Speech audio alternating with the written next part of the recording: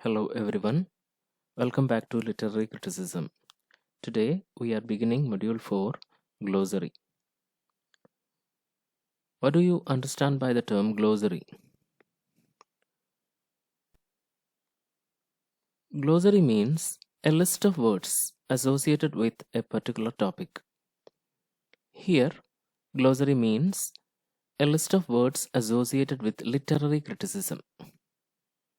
So, these are the terms that you should be familiar with when you study literary criticism. The glossary section in your syllabus is divided into three. First one, Indian Poetics, which include terms related to Indian literary criticism. Secondly, Literary Movements, which include terms related to literary movements. Thirdly, Literary Concepts, which include terms related to literary concepts. Now let us examine each of them in detail. Let us start with Indian Poetics. First of all, you should know what is meant by Indian Poetics or Indian Aesthetics. Indian Poetics is also called Sanskrit Poetics. In Sanskrit, it is called Alankara Shastra. Alankara means figures of speech you are familiar with. The root word alam stands for perfection. You should understand what it is. Don't expect a question like what is Indian Poetics. No, these are these are topics which are given for your understanding. Before studying about the glossary of Indian Poetics, we should introduce what Indian Poetics, right? So that is the purpose of giving this. Don't think that you will be asked a question called what is Indian Poetics. So just understand that Indian Poetics means literary criticism originated in India, ancient India. It is also called Alankara Shastra. Alankara Shastra is as old as Vedas. It is a unique philosophical and spiritual point of view on art, architecture, and literature. Alankara Shastra or Indian Poetics is about. It is a point of view, a philosophical and spiritual point of view, which not only includes art and literature but also architecture. Four major theories are there in Sanskrit Poetics. So these are the four elements that you should study with full concentration. Rasa, Dhvani, Vakrokti, Alankara. These are the elements of glossary that is meant to be understood by you. Rasa, Dhvani, Vakrokti, Alankara. If you are not able to study this in as detail as it is given here, you should at least know how to define Rasa, Dhvani, Vakrokti, and Alankara. So don't think this glossary is in fact a dictionary like material. You should be able to understand, or you should be able to define and give examples if asked about these things. However, in your textbook it is given in so much details. Don't worry about that. You can use my notes, this material, to grasp, understand in a very short manner. So the most important thing in this part is in this part means in this Indian Poetics part, Rasa, Dhvani, Vakrokti, Alankara. So let us examine each of them in detail. Rasa is the central principle of Indian aesthetics. The founder of the Rasa theory is believed to be Bharata. You might have heard about Bharata's famous book called Natya Shastra. In this book, there are two chapters, Rasathyaya and Bhavadhyaya, in which he discusses the theory of Rasa. Now, what is Rasa? Study this definition. Study this much. Rasa is aesthetic emotion. Rasa is aesthetic emotion.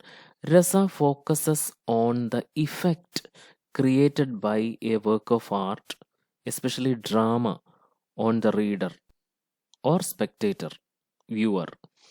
When an actor performs on stage, it creates an aesthetic impression in the audience. It is called rasa. These are associated details. Bhava creates rasa.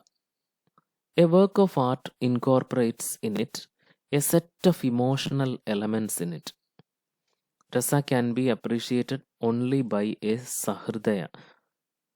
Sahridaya means sahridaya is a person who is capable of appreciating an art. You know that not all can appreciate art. In order to appreciate art, there should be a particular mind. A person who can enjoy art or appreciate art is called sahridaya. In English, connoisseur. So, we have learned the definition. Now, how is rasa created? According to Bharata, rasa is created by the combination of vibhava, anubhava, and vibhijari bhava. Rasa is equal to vibhava plus anubhava plus vibhijari bhava. In Sanskrit, this definition is given like this: vibhava, anubhava, vibhijari bhava, samyogat rasa nishpatti. Meaning, rasa is created by the combination of vibhava, anubhava, and vibhijari bhava. So now you have studied the definition of rasa, how rasa is created.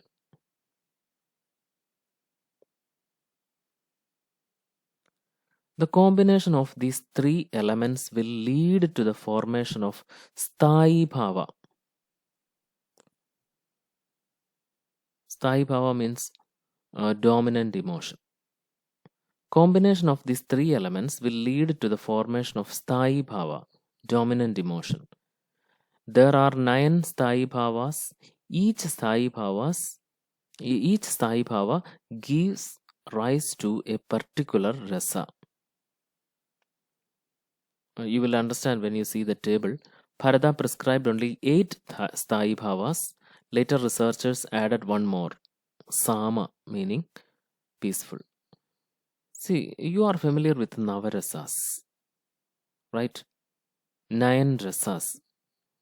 As I said, uh, Vibhava, Anubhava, and Vibhijari Bhava combine together and produce Sthayi Bhavas. And this Sthayi Bhava will give rise to Rasa. See this table. The following table, which shows the 9 Sthayi Bhavas and Rasas originated from it. See, Sthayi Bhava is given in the first column. The corresponding Rasa is given in the second column. See, Reti, meaning love. This Sthayi Bhava give rise to Shringara Rasa, erotic.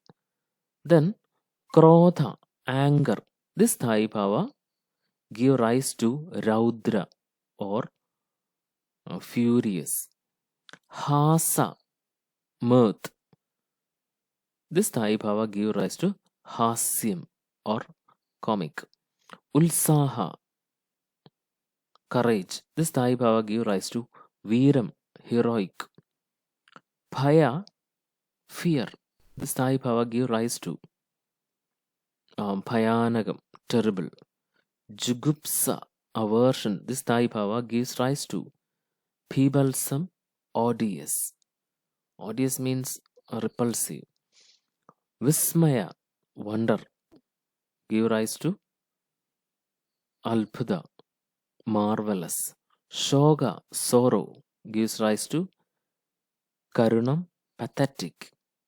Sama, tranquil, gives rise to Shandam, peaceful.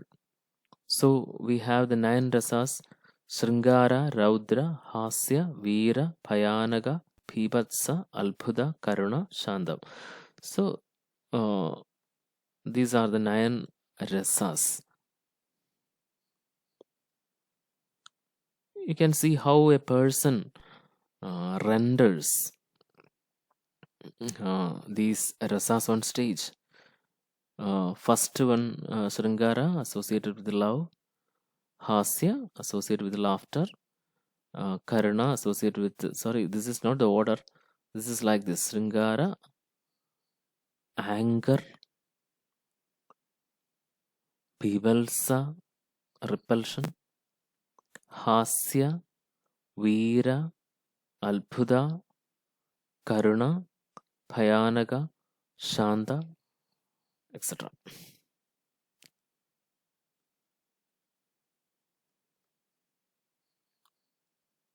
Then we are trying to explain the meaning of the terms like Vibhava, Anupawa, and Vyabhichari Bhava.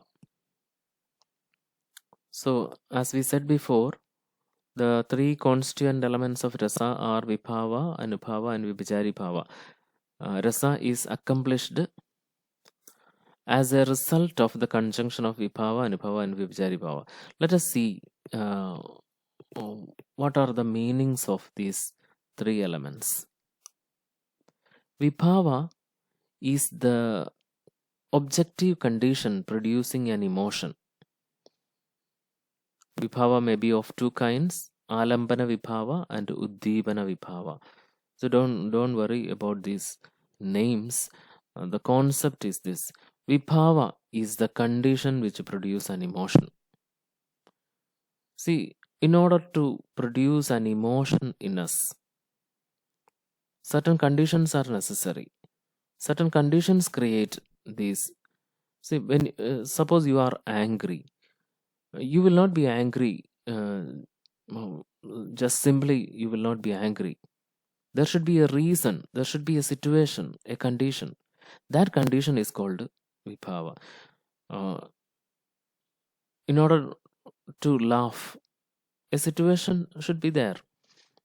In order to create the emotion of love in you, a situation is necessary. That situation or that condition is called Vibhava.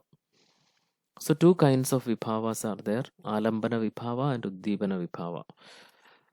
Let us see. Alambana Vibhava means the mind of a person, where the Sthai Bhava is evoked. Mind of a person. Just imagine 2 lovers. They are Alambana Vibhava. Because it is in the mind of these lovers that love originates. Then what is Uddipana Vibhava? Uddipana Vibhava means circumstances that excited the emotion of love here. Imagine the above mentioned lovers alone in the background of a beautiful place.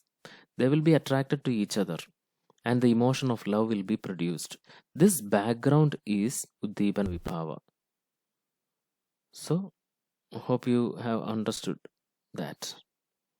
Then the second one, Anupawa. Anupawa means bodily expression by which the emotion is expressed. See, we were talking about the example of love here. So when these young lovers are excited by love, it will reflect in their bodily expressions. Such bodily expressions by which the emotion is expressed, it is called Anupawa. In case of love, the glance of a lady, an inviting smile, etc., etc. So these are applicable to all emotions. If you are angry, that anger will be reflected in your face expression. Uh, that is Anupawa. Then Vyabhijari Bhava. So Vyabhijari Bhava, the word Vyabhijari had nothing to do with Vyabhijaram. It is another thing. Vyabhijari Bhava means a series of diverse, various emotions that feed the dominant emotion. So several small emotions are produced within our mind, which will contribute to the dominant emotion of love. For example, while the woman is waiting for her lover, she may get anxious why he is not coming. And this anxiety is Vyabhichari Bhava. This anxiety will increase her uh, uh, love for her lover. So that emotion which feed on the dominant emotion of love. This is an example of Vyabhichari Bhava. That is this anxiety. She may also feel jealous by thinking that he is not coming because she may assume that he had gone to see some other woman and jealousy is produced, and that also will accelerate love. That jealousy can be described as Vyabhichari Bhava. Then, and some other people who had studied or commented about Rasa are Abhinava Gupta, Pattalolada, Shanguga, Pattanayaga, or some others who commented on Rasa theory. So, when you study this Rasa theory, the most important things that you should study are what is Rasa, the definition, how Rasa is produced, that is Vibhava plus Anubhava plus Vyabhijari Bhava. Just understand uh, these three elements separately. Then 9 Sthayi and corresponding rasas, the table above. So when you study, don't by heart the whole text. Don't by heart the passages given in the whole text. I will be pointing out the most important ones, and you should study that. So textbook is not meant for studying all paragraphs and whole sentences. So the important ones should be studied. Thank you.